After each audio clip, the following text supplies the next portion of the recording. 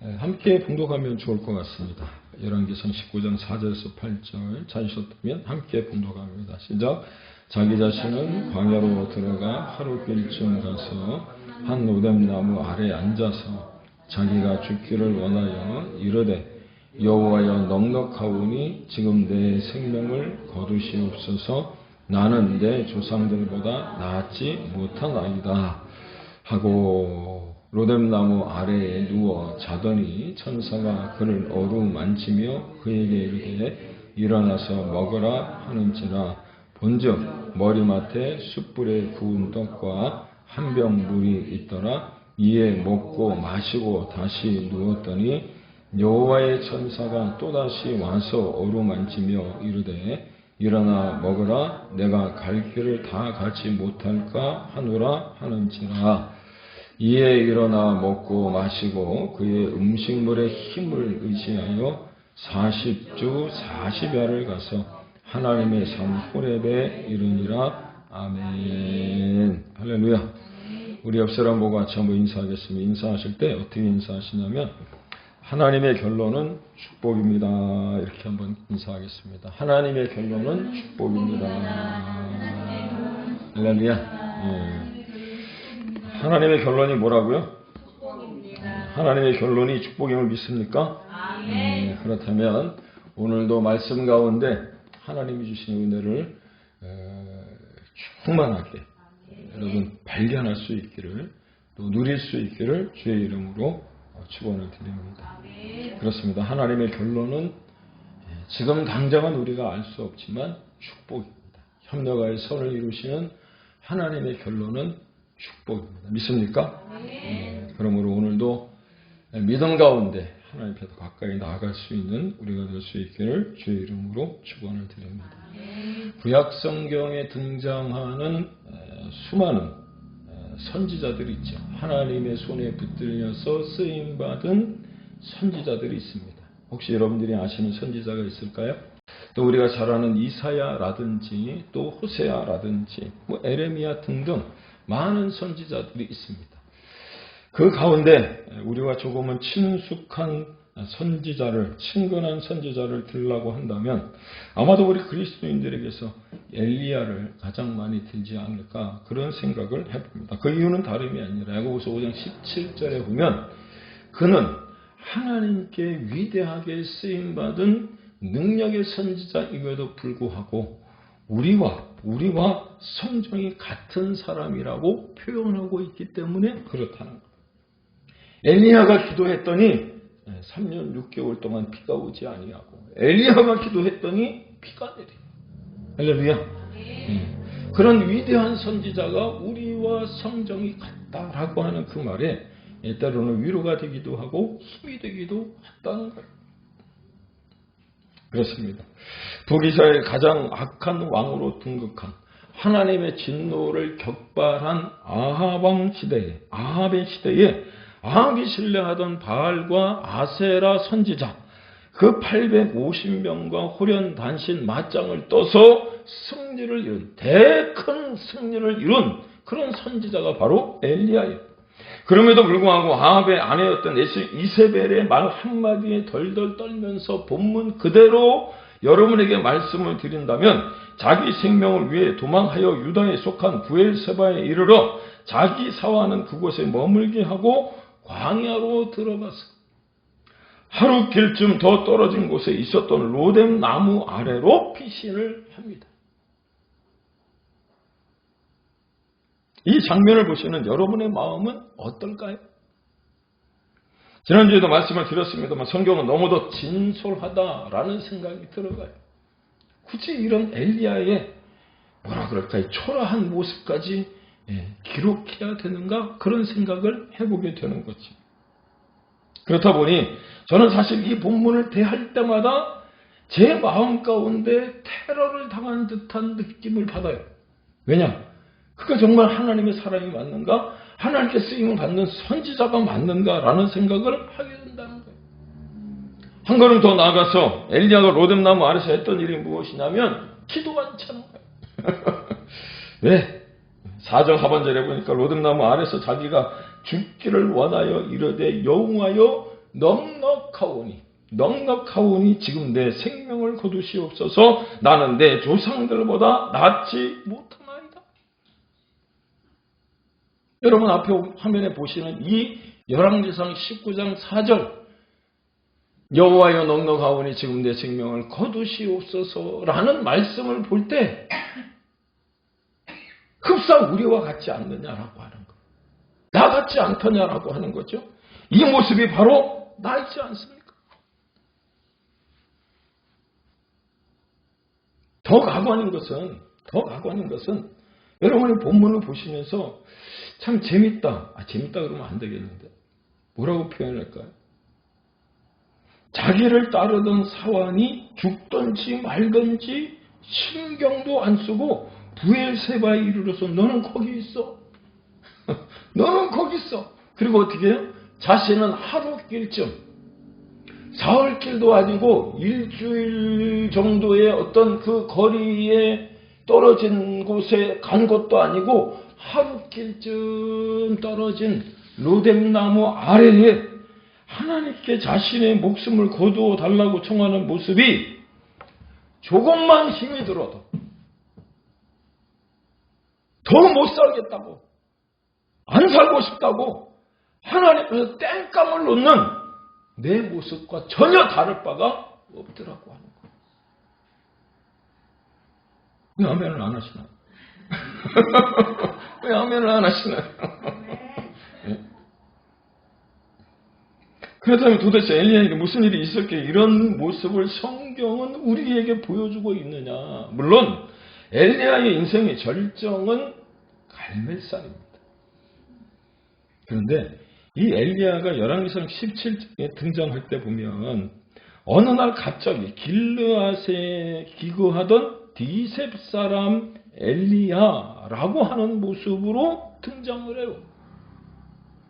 그랬던 그가 인생의 절정이 갈멜산에서 하나님께 기도한 대로 이루어졌습니다. 하지만 이 17장, 열왕기상 17장의 모습을 보면 그렇게 하나님의 명령에 따라 패기 있게 아합과 이세벨을 향하여 하나님의 심판을 전했던 그가 곧바로 3년이나 숨어 지내게 되었죠. 고작 앞에 여러분들이 그림을 보시는 것처럼 까마귀가 날아다 주는 떡과 물을 의지하여 근근히 살아가며 생명을 보존하는 거예요. 한번 생각해 보십시오. 일을 할 수 있는 시기에도 불구하고 일을 하지 못한다. 열정적으로 자기의 역량을 충분히 발휘할 수 있음에도 불구하고 제대로 쓰임받지 못한 채 숨어 지내야만 한다면 그 순간순간이 얼마나 외롭고 고독하고 또 힘들었을까. 여러분 우리들 가운데도 그런 분들 계시지 않습니까? 내가 정말 하나님의 일뿐만 아니라 세상에 나가도 내가 가지고 있는 역량을 충분히 발휘할 수 있는데 그런 기회가 주어지지 아니하고 방구석에만 처박혀 있다면 여러분 이런 마음이 들 수 있죠. 얼마나 외롭고 괴롭고 힘들겠어요. 내가 가지고 있는 달란트가 얼만데.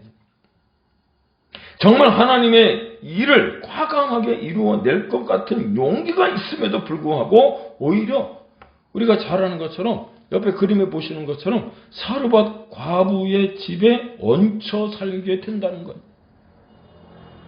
그때 엘리야가 여러분 무슨 생각을 했을까요? 여긴 어디고 나는 누구지?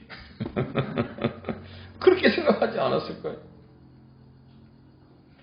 그 당시에 가장 악한 왕이라고 하지만 어떻게 보면 북이스라엘을 번성하게 만들었던 그 아합과 이세벨, 그 앞에서 하나님의 심판을 선포했던 그가 아무도 알아주지 않는 과부의 집에 들어가서 그리 시냇가에 가서 하나님이 공급해주는 빵과 물을 마시며 여러분 숨어 지내야 된다? 아마도 비참하게 여겨졌을 거예요. 그러는 어느 날 그가 바라던 기회가 찾아오지요. 갈멜산 제일 높은 곳에다가 제단 둘을 만들어 놓고 바알과 아세라를 섬기는 그 선지자들에게 바알 신이 참신인지 여호와가 참신인지 어디 한번 대결해 보자고 외치며 통쾌한 승리를 거두어요. 그럼에도 불구하고 아합과 이세벨의 죽음의 위협을 받게 되었다라고 하는 것. 우리도 그럴 때가 있지 않습니까? 하나님이 분명 약속해 주신 게 있어요. 그래서 내가 기도했더니 하나님이 응답해 주시는 거예요. 한 번 응답받기도 어려운데 마치 조지 밀러가 5만 번 응답을 받았던 것처럼 내가 기도할 때마다 하나님이 응답을 주시는 거예요. 그래서 내가 엄청난 복을 받았다고 여겨졌음에도 불구하고 상황이나 여건이 하나도 변하지 아니하고 오히려 더 힘든 일이 생기고 뜻하지 않은 사건들을 겪을 때가 얼마나 많습니다. 우리가 그럴 때 있잖아요. 원망하게 되고 불평하게 되고 아마도 엘리야도 그랬던 것 같아요. 그랬을 것 같아요. 그럼 우리 엘리야가 로뎀나무 아래에서 하나님께 죽여달라는 이 장면의 해석은 매우 중요하다는 겁니다. 왜냐하면 여기를 어떻게 해석하느냐에 따라서 엘리야에 대한 평가가 달라지고요. 하나님의 말씀에 대한 해석과 적용이 달라지기 때문에 그런 거예요. 그렇다면 엘리야는 왜 죽여달라고 했을까? 여기서 우리의 모습을 한번 좀 비춰보길 원합니다. 무슨 말이냐면 우리가 그렇잖아요. 우리가. 본문인 열왕기상 19장 10절의 말씀처럼 하나님을 위한 열심이 특심인 사람들이 바로 한국 교회 교인들 아닙니까? 그 열심은 세계에서도 알아주는 유별난 헌신과 섬김과 열심이에요. 나는 하나님을 위해 일을 하고 교회에 나와 봉사하고 힘든 와중에도 헌신했다고 하잖아요. 그럼에도 불구하고 오히려 어려움에 봉착했을 때 우리는 오만하다고 할 만큼 하나님께 대하여 당당하게 불평하는 모습을 보입니다. 그게 바로 누구예요? 바로 나. 내가 이만큼 했는데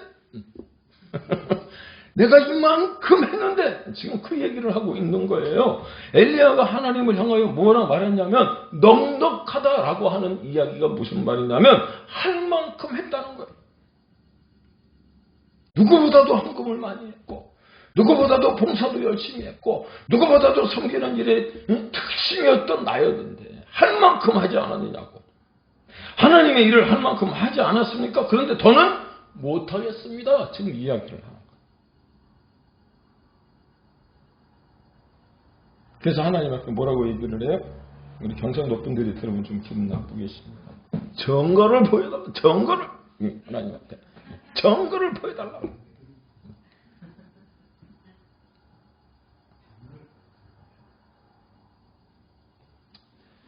그래서 이 넉넉하다라고 하는 말씀이 무슨 뜻이냐면 더 이상 안 하겠다는 거예요. 그러니 내 목숨을 취하십시오.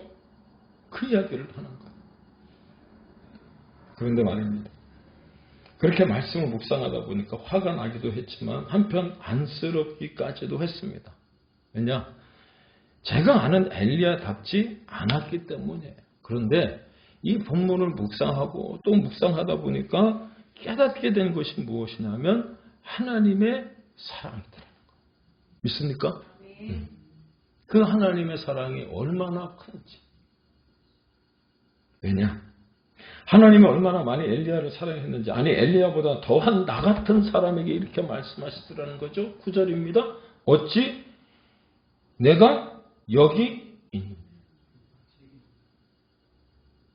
내가 어찌 여기 있느냐라고 하는 이 말씀의 의미가 무엇이냐면 아직도 할 일이 남아있고 그 일을 위하여 엘리야가 필요하다고 말씀하시는 거예요. 믿습니까? 여러분들이 비록 그리시네가에 숨어있고 그 사르밧 과부의 집에 들어가 있으며 로뎀나무 아래 있다고 할지라도 하나님은 하나님을 위하여 여러분들을 사용하신 그 계획이 있음을 믿으시기를 바랍니다. 우리가 있어야 할 곳은 로뎀나무 아래가 아니에요. 믿습니까? 본문 함께 봉독했던 것처럼 8절의 말씀처럼 하나님의 산 호렙까지 달려가기를 주의 이름으로 축원을 드립니다. 예수의 이름으로 명하노니 일어날지어다. 힘을 얻을지어다. 달려갈지어다. 동의하십니까? 우리가 로뎀나무 아래에 앉아 있어서는 안 된다는 거예요. 그래요. 흘러가는 물은 썩는 썩는 법이 없어요. 고인 물만이 썩는 거예요. 나이가 아무리 많다고 해서 할 일이 없는 게 아니고요. 이전보다 내가 추진하던 그 어떤 일이 혹여 서로 더 힘들어졌고 막혔다 하더라도 끝까지 가야 된다라고 하는 거예요. 왜? 끝날 때까지 끝난 게 아니라고 하니까. 누가요? 하나님 믿습니까? 야구 선수가 야구 감독이 얘기한 게 아니고 하나님이 말씀하시는 거예요. 끝날 때까지 끝난 게 아니야. 이쯤에서 엘리야가 사르밧 과부의 집에 있을 때를 한번 우리가 좀 상상해 보면 좋을 것 같아요. 엘리야가 아합과 이세벨을 향하여 하나님의 심판을 선포하고 난 다음에 하나님이 보내신 곳이 사르밧 과부의 집이었어요. 만약에 손집사님이 혼자 살고 있는데 외간 남자가 와서 내가 좀 묵어야 되겠다고 이야기를 한다면 집사님 마음이 어떤 마음이 들어갈까요? 사르밧 과부가 그랬을 것 같아요. 아니 하나님의 선지라고 하는 외간 남자가 자신의 집에 들어와서 하는 일도 없이 빈둥빈둥 천덕꾸러기로 있는 것. 먹을 것도 없고 근근히 아들과 더불어 생계를 유지하고 있는데 삼식이도 아니고 하나님의 사람이라고 하는 사람이 그냥 하루 이틀도 아니고 그냥 내내 그 집에 묵고 있네.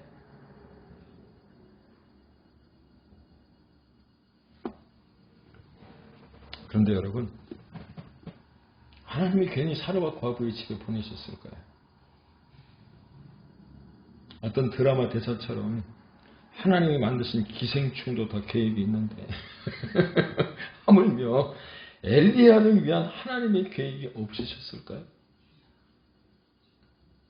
어느 날 갑자기 이 사르밧 과부의 아들이 죽어요. 근데 이 아들을 살린 사람이 누구예요? 엘리야. 만약에 엘리야가 그 자리에 없었다면. 그러므로 하나님이 계획하시는 일이 우리에게 기다리고 있음을 믿으시기를 바랍니다. 아멘. 지금 당장 무슨 변화가 일어나지 않는다고 불평하거나 원망하지 않기를 주의 이름으로 축원을 드립니다. 아멘. 이 또한 지나가. 밀물의 때는 반드시 우리에게 오게 되어 있는 거예요. 믿습니까? 네. 이 또한 지나가고 밀물의 때는 우리에게도 오는 거예요.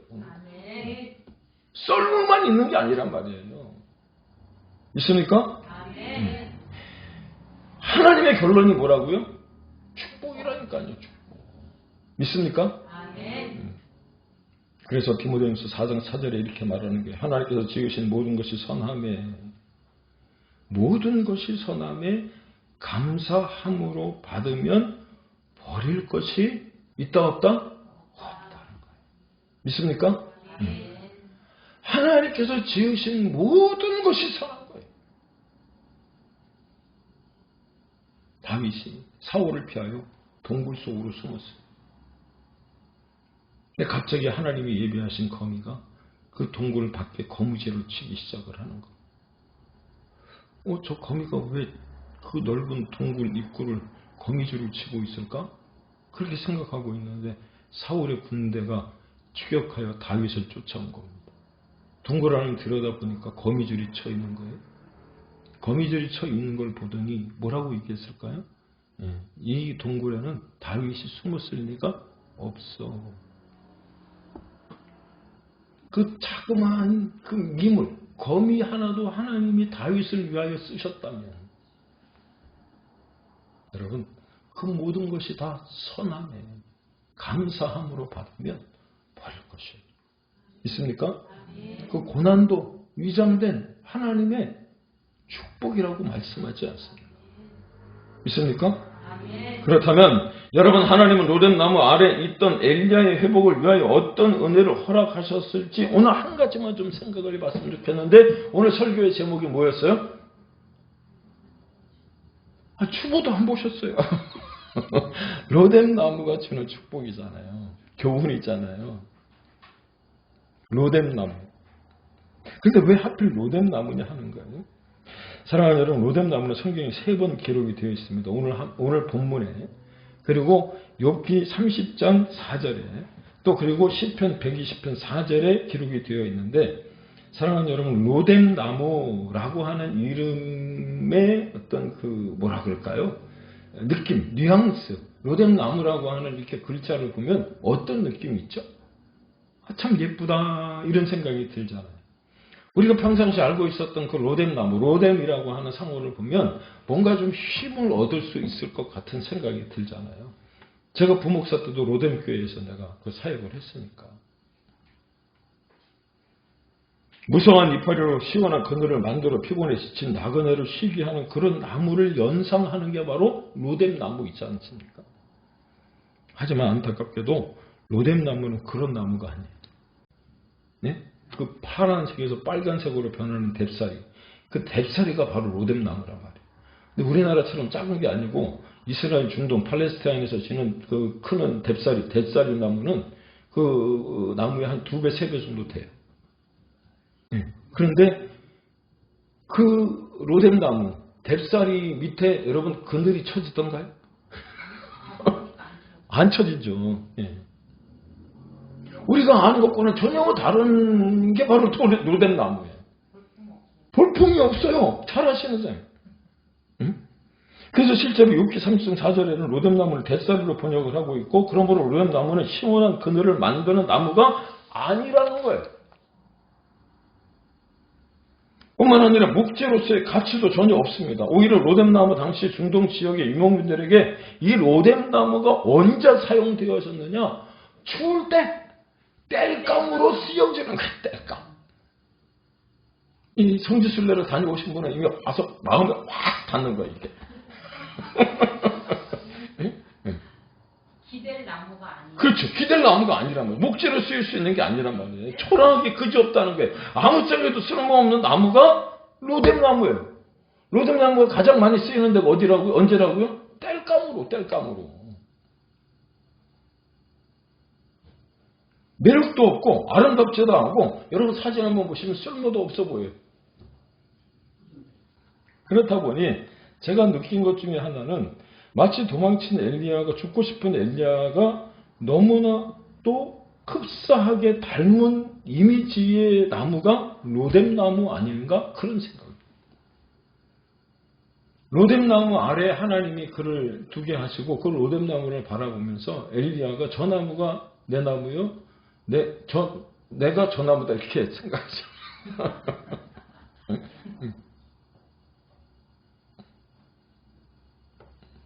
또 하나 팁을 하나 드릴게요. 로뎀 상호명 많죠. 로뎀, 로템도 있어요. 로템. 히브리 헬라어로서 로템, 무슨 회사도 있고 로뎀, 뭐라 그럴까요? 꽃집도 있고 교회도 있고.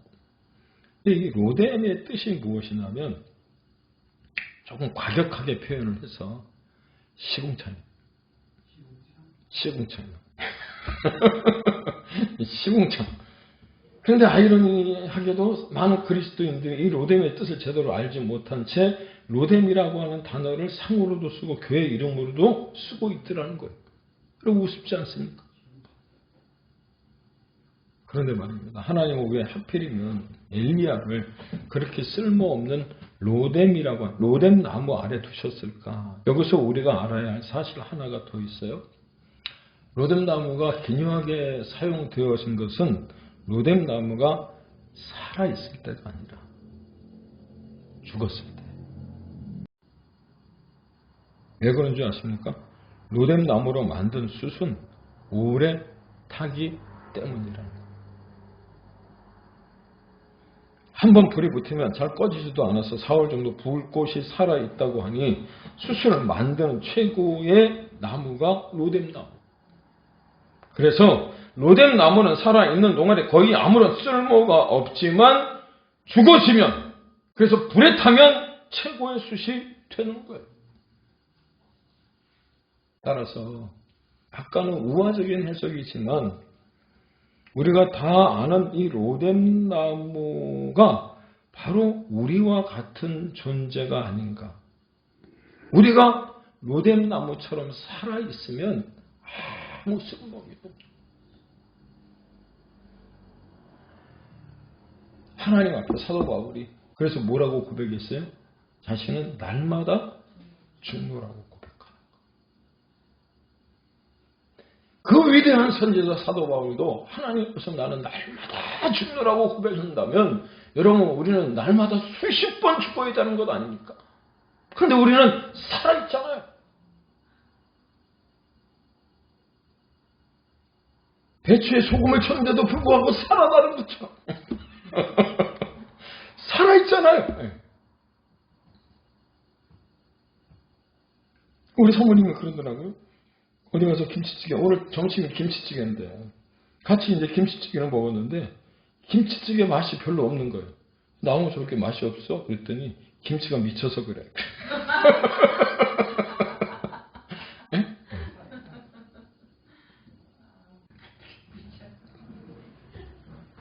아름답지도 매력적이지도 유용하지도 않는 사람들이 바로 우리 아닙니까?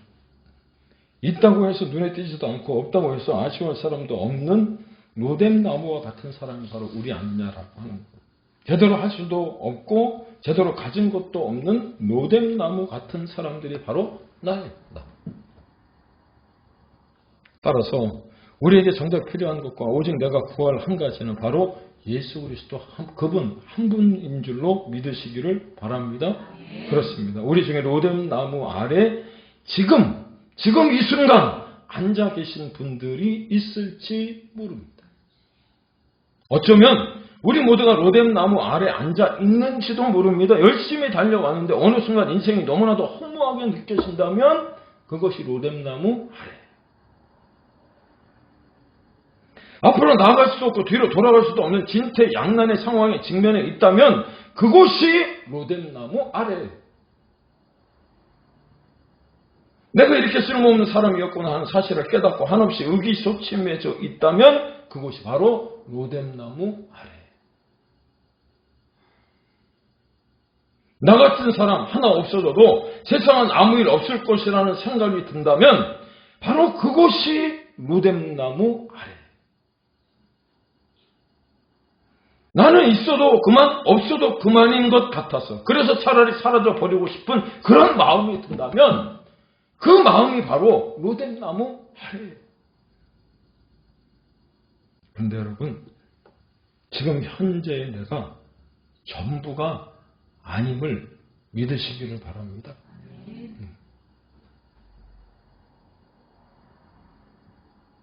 유튜브가 인스타에 보니까 한 학생이 그렇게 얘기를 했어요. 그 말이 제 마음에 와서 다 닿는데 뭐라고 얘기를 하냐면 이 친구가 공부를 하는데 조금 못했던 것 같아요. 엄마가 공부해라.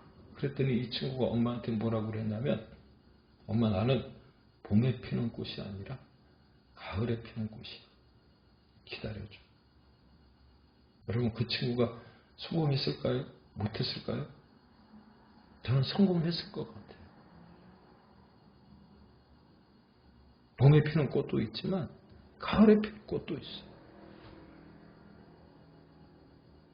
봄에 피는 꽃은요 빨리 폈다 빨리 죽어요.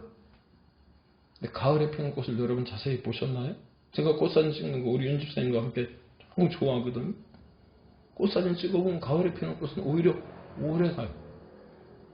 백일홍, 천일홍, 나리꽃.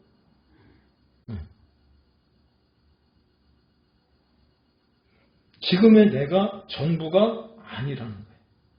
하나님께 온전히 맡겨지지 않은 나, 성령의 불로 태워지지 않은 나는 쓸모없는 사람일지 몰라도 로뎀나무 아래서 내가 하나님께 드려지고 성령의 온전한 지배를 받으시면 전혀 다른 가치를 소유하게 될 줄로 믿으시기를 바랍니다. 이게 로뎀나무가 주는 교훈이라고 하는 거예요. 왜 하나님이 로뎀나무 아래 그 엘리야를 두셨겠어요?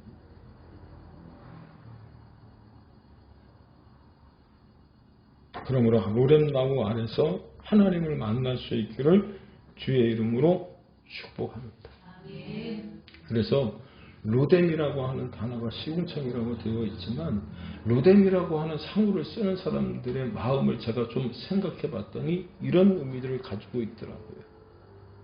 자기가 힘들고 어렵고 고생스러울 때, 외롭고 고독할 때 그 로뎀나무 아래서 하나님을 만났더니 이미 회복이 되어져서 실패한 나를 변함없이 사랑하시는 그 하나님을 만났기에 끝까지 그 하나님이 자신을 책임져 주실 것이라고 하는 믿음이 있었기에 로뎀이라고 하는 상호를 쓰는 거예요. 따라서 우리 또한 거기서 하나님을 새롭게 만날 때 로뎀 나무처럼 쓸모없던 우리였으나 하나님을 만나 나는 죄에 대하여 죽고 하나님께 대하여 삶으로 내 안에 예수 그리스도가 계시게 되어지는 놀라운 축복을 받게 되기를 주의 이름으로 축복합니다. 뿐만 아니라 로뎀나무 숲처럼 요긴한 하나님의 자녀로 사용되어질 수 있기를 주의 이름으로 다시 한번 축원을 드립니다. 결론입니다. 우리는 뒤로 물러나는 사람들이 아니에요. 뒤로 물러나 침륜에 빠질 자들이 되어서는 안 된다는 거죠. 이 말씀이 히브리서 10장 38절에 있어요. 주님은 우리가 뒤로 물러가면 내 마음이 그를 기뻐하지 않는다. 그렇게 말씀하십니다. 한 발짝 한 발짝. 여러분 전진에 나아갈 수 있어야 되는 거예요. 전라도에 있는 목사님들을 이렇게 만나면 가끔 써먹는 이야기가 있어요. 말이 있어요. 어디 회차라고 뚫레뚫레 쳐다보나? 그죠? 어디 회차라고 뚫레뚫레 쳐다보고 가나? 여러분 뚫레뚫레 회차라고 쳐다본다고 하더라도 앞으로 나가기만 하시면 돼요. 할렐루야.